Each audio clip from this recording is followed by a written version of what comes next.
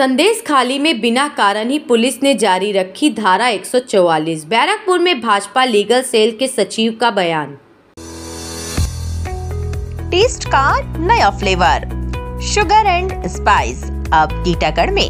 पता sugar and spice, बाज बगान मोड़, बीटी रोड, बंगला मस्जिद के सामने। संदेश खाली की घटना के बाद जिला पुलिस ने वहां धारा 144 लगा रखा है। हालांकि मंगलवार को इस धारा के पीछे कोई स्पष्ट और पूरे संदेश खाली में इसकी जरूरत को लेकर कोई ठोस कारण नहीं बता पाने पर कोर्ट ने 144 धारा को रद्द कर दिया है। इस विषय पर मंगलवार को बैरकपुर में भाजपा के लीगल सेल के सचिव लोकनाथ चट्टोपाध्याय ने कहा कि राज्य प्रशासन द्वारा बिना कारण के पूरे संदेश खाली में 144 धारा लगा दी गई है।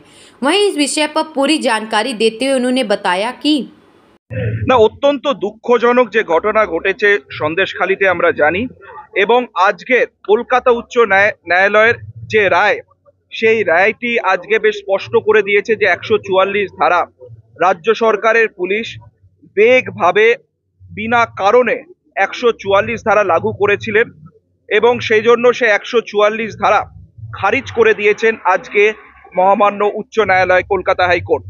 সেই জন্য মাননীয় শুভেন্দুদা যে বলেছিলেন তিনি বসিরহাটে এই এলাকায় যাবেন, সন্দেশখালীতে যাবেন, সেইখানে আদালত অবজার্ভ করতে বাধ্য হয়েছেন যে তার কাছে 144 ধারা যেহেতু সেই এলাকায় আর লাগু নেই, সেই জন্য কোনো রকম বাধা বিপত্তি থাকতে পারে না।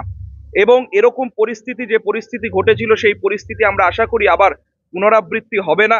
কাজেই আবার 144 ধারা লাগু করার কোনো কারণ দেখছি না।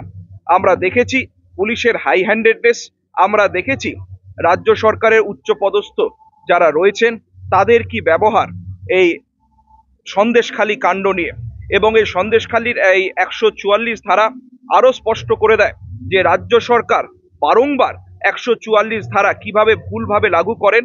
আমরা দেখেছি কিভাবে রাজভবনের সামনে 144 ধারা লঙ্ঘন করে অভিষেক বন্দ্যোপাধ্যায় স্টেজ করে কার্যক্রম করেছিলেন।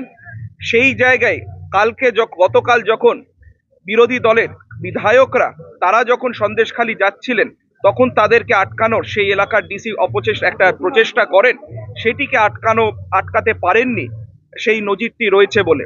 তো সেই জন্য আদালতের কাছে আরো একবার রাজ্য সরকার তথা রাজ্যের দলদাস পুলিশ এই শব্দটি ব্যবহার করতে বাধ্য হচ্ছি, আবার মুখ থুবড়ে পড়লেন। হাইকোর্টকে হস্তক্ষেপ করতেছে রাজ্যের প্রশাসনের বিষয়, এখানে কি প্রশাসনের কোনো ব্যর্থতা বারবার উঠে আসছে? না, প্রশাসনিক ব্যর্থতা তো একেবারে স্পষ্ট আমরা দেখেছি।